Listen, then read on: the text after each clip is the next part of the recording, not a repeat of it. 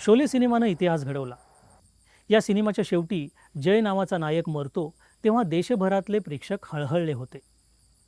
अशाच आणखी एका जयचं जाणं देशातल्या नव्हे तर जगभरातल्या व्याघ्रप्रेमींना चटका लावून गेलं.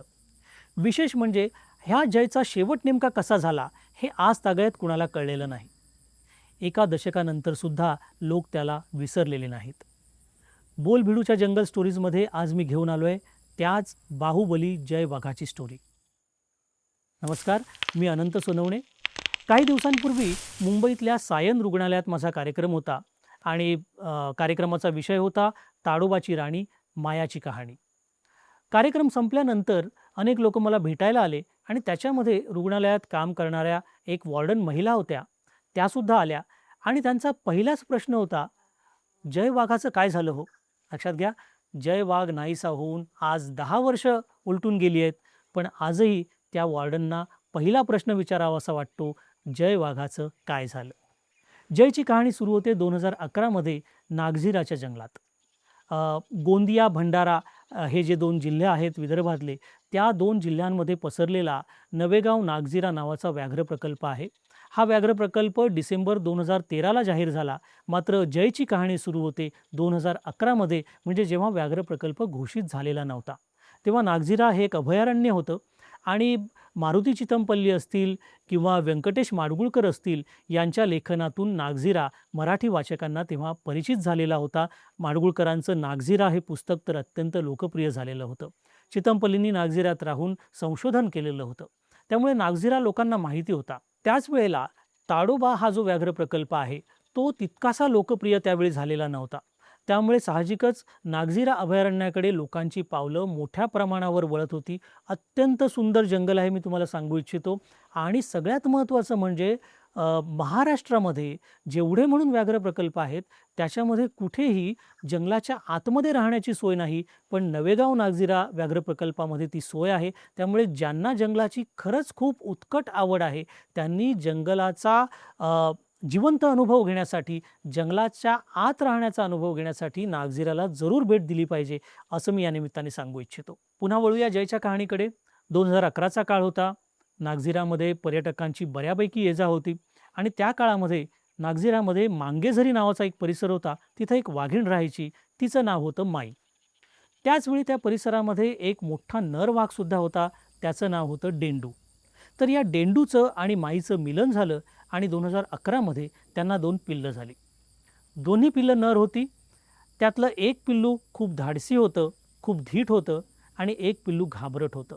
म्हणजे एकाच आईच्या पोटी जन्माला आलेली 2 पिल्लं, पण स्वभाव मात्र अक्षरशः परस्पर विरोधी. कालांतराने तिथल्या गाईड्सनी त्या दोघांची नावं ठेवली जय आणि वीरू. यातला जय जो होता तो धीट होता आणि वीरू जो होता तो घाबरट होता. जरा काही खूट आवाज झाला की वीरू लगेच लपून जायचा आणि जय मात्र कसला आवाज झाला ते शोधायला बाहेर पडायचा. माई आणि देंडू यांच्या कृपाछत्राखाली दोन्ही पिल्लं वाढत होती. जय धीट असल्यामुळे तो पर्यटकांच्या गाड्यांनासुद्धा घाबरायचा नाही, भ्यायचा नाही आणि त्यामुळे त्याला पाहण्यासाठी सुद्धा लोकांची गर्दी व्हायला लागली होती. होता होता दोन्ही पिल्लं 1 वर्षांची झाली. 2012चा काळ उगवला आणि लोकांना या जयच्या नाकावर एक काळा ठिपका दिसू लागला. कशामुळे आला असेल हा ठिपका? अर्थातच त्याच्या धाडसी आणि धडपड्या वृत्तीमुळे. काही लोक सांगतात की साळींदराच्या मागे लागला होता आणि मग त्याचा काटा लागल्यामुळे त्याच्या नाकावर ही जखम झाली असावी. काही लोक सांगतात की खवल्या मांजराबरोबर खेळताना, तुम्हाला माहिती असेल की खवले मांजर जेव्हा स्वतःला असुरक्षित फील करतं किंवा त्याच्यावर कुणीतरी हल्ला करतं त्यावेळी तो स्वतःला चेंडूसारखं गोल करून घेतो आणि मग त्याची जी जी चेंडूसारखी जी पकड असते गोल, ती उलगडणं वाघाला सुद्धा शक्य होत नाही. तर कोणी एकेकाळी हा आपला जय जो आहे तो अशा पद्धतीने खवले मांजराबरोबर खेळताना दिसला होता. त्यामुळे त्यावेळी कदाचित झालेली ती जखम असावी असंही म्हटलं जातं. पण अर्थात कुठल्याही कारणाने का असेना, पण कुठेतरी तो जाऊन धडपडला होता, धाडसी काहीतरी केलं होतं आणि त्यामुळे त्याच्या नाकावर तो काळा ठिपका आला आणि तो कायम मोठा झाल्यानंतर सुद्धा तो त्याच्या नाकावर कायम राहिला होता. त्याला ओळखण्याची ती एक खूणही झाली होती. पण ती एकच खूण नव्हती. जय आता वीरूपेक्षा मोठा दिसायला लागला होता. म्हणजे दोन्ही पिल्लं एकाच वेळी जन्माला आली होती. दोघंही आता वर्षभराचे झाले होते. पण अचानक जय वीरूपेक्षा आकाराने मोठा दिसायला लागला होता. त्यामुळे दोघांमधला फरक निश्चितच समजू लागला होता. अर्थातच तो धीट होता, त्यामुळे आता मोठा झाल्यानंतर तर तो पर्यटकांच्या गाड्यांना खेटून चालायला लागला. पर्यटकांच्या गाड्यांची अजिबात भीती त्याला वाटत नव्हती. त्यामुळे अर्थातच पर्यटक असोत किंवा छायाचित्रकार असोत, यांच्यामध्ये तो भयंकर लोकप्रिय झालेला होता. खरं तर 2012-13 हा जो काळ होता, तो वाघांच्या दृष्टीने अत्यंत धोकादायक होता. मोठ्या प्रमाणावर वाघांच्या शिकारी देशभरात होत होत्या. विशेषतः मध्य भारतामध्ये शिकाऱ्यांनी थैमान घातलं होतं. आता हे शिकारी कोण होते? तर मध्य प्रदेशामध्ये बहिलिया टोळी होती किंवा राजस्थान, हरियाणामधल्या बावरिया नावाच्या जमातीच्या टोळ्या होत्या. या टोळ्यांनी मध्य भारतामध्ये थैमान घातलं होतं. त्यांनी मोठ्या प्रमाणावर वाघ मारले होते. एका आकडेवारीनुसार असं दिसतं की 2012-13च्या काळामध्ये सबंध भारतामध्ये या टोळ्यांनी 50 वाघ मारले होते. अर्थात त्या काळामध्ये नागझिराचं जंगल असेल किंवा विदर्भातली इतर जंगलंसुद्धा याला अपवाद राहिली नव्हती.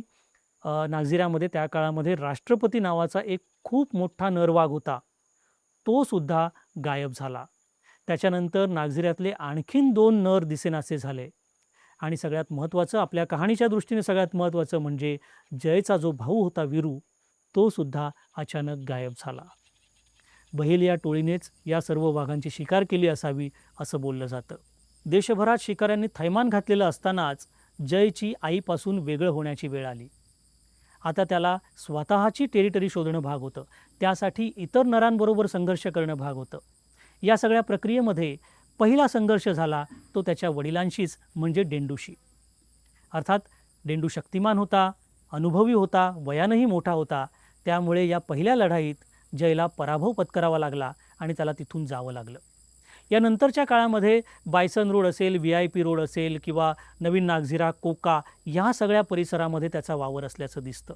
पावसाळ्याच्या सुमारास तो जंगलातून बाहेर पडून गुरांची शिकार करायला लागला.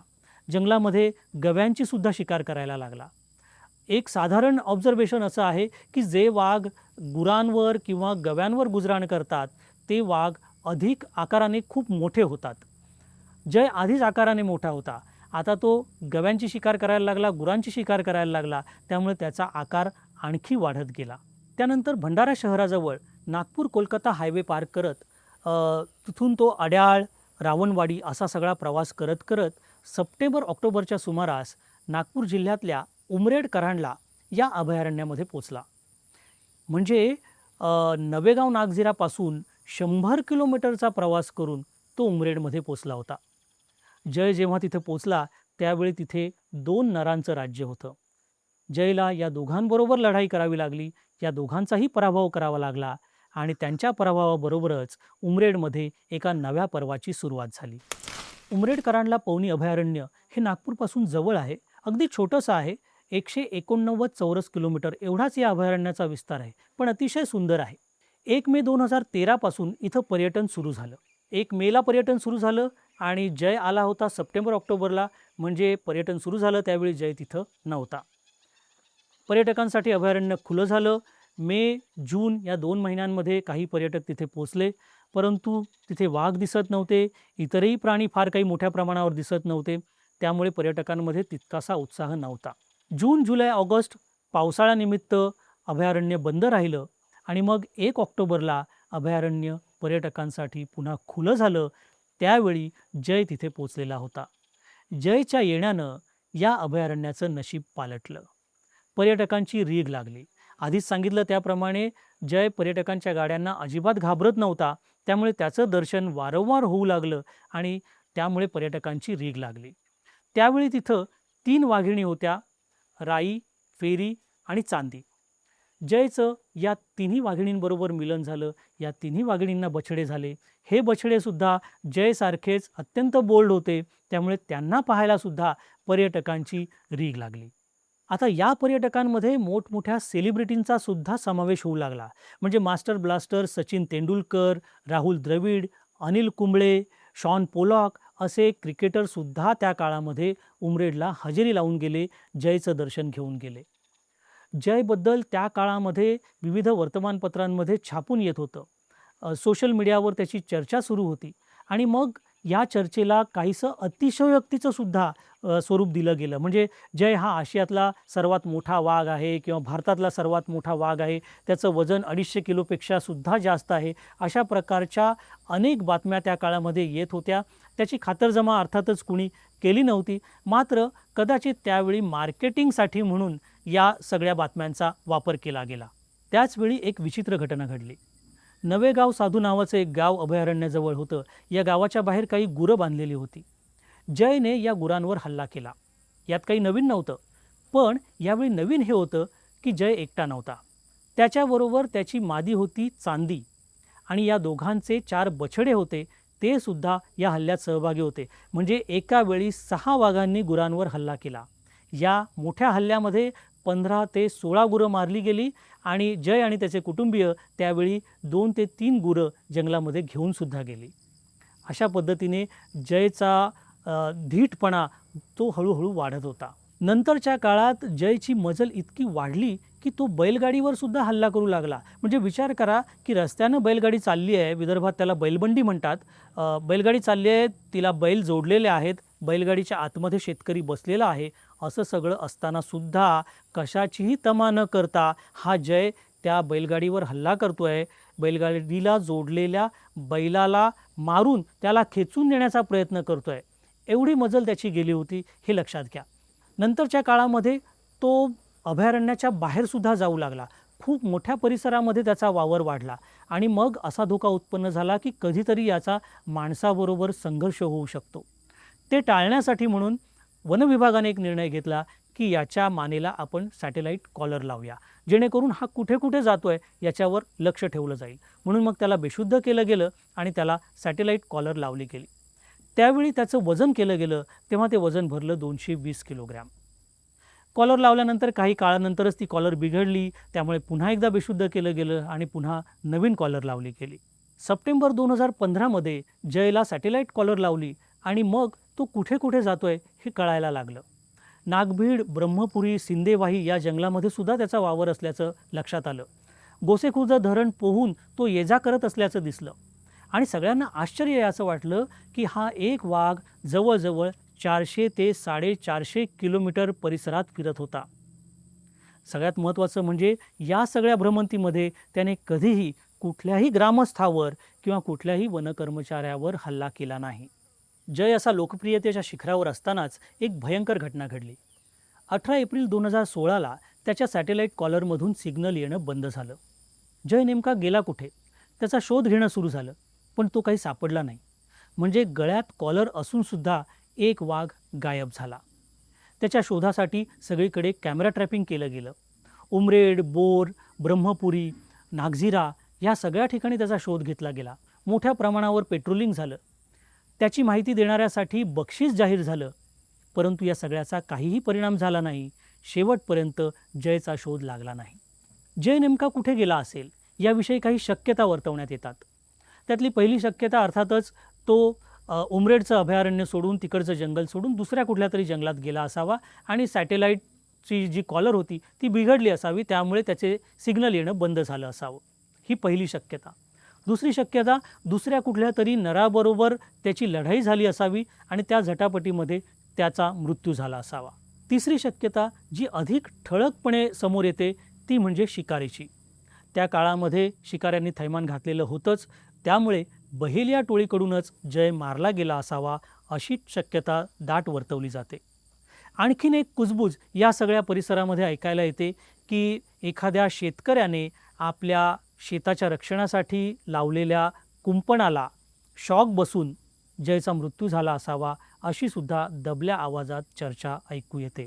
मात्र अर्थातच यापैकी कुठलंही कारण अधिक ठळकपणे किंवा अधिकृतपणे सांगण्यात आलेलं नाही, पुढे आलेलं नाही. अर्थात ही कहाणी इथंच संपली नाही, कारण जयचे चाहते हे देशभरात होते तसे जगभरात होते. त्यामुळे वनविभागावर प्रचंड दबाव होता. राजकीय दबावसुद्धा या काळामध्ये मोठ्या प्रमाणावर वाढू लागला होता. जयच्या गायब होण्याचे पडसाद महाराष्ट्राच्या विधानसभेत सुद्धा उमटले. त्यावेळचे वनमंत्री सुधीर मुनगंटीवार यांनी या प्रकरणी CBI चौकशीची मागणी आपण केंद्राकडे करू असं विधानसभेत सांगितलं. त्याचवेळी लोकसभेत सुद्धा नाना पटोले असतील किंवा विनायक राऊत असतील यांनी हा प्रश्न लावून धरला. त्यावेळचे जे वनमंत्री होते, केंद्रीय वनमंत्री अनिल दवे, त्यांनी यावेळी निवेदन केलं आणि सांगितलं की जयचा मृत्यू झाल्याचा पुरावा अजून सापडलेला नाही, शोध अजूनही सुरू आहे. यावर नाना पटोले यांनी इंटरपोलची मदत घेतली जावी जयला शोधण्यासाठी, अशी आग्रही मागणी केली. अखेर ऑगस्ट 2016मध्ये महाराष्ट्र सरकारने CID चौकशीची घोषणा केली.